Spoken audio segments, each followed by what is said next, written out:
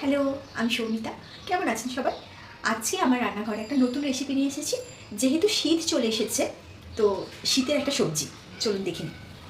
বেগুন, মূলো, শিম কতগুলো, আর লাগছে ফুলকপির ডাঁটা, আর কুমড়ো, একটা আলু, আর বেশ খানিকটা ধনেপাতা। কপির ডাঁটা সিদ্ধ হতে একটু সময় লাগে, তাই কপির ডাঁটা আর মূলোটা একসাথে সিদ্ধ করতে বসিয়ে দেব।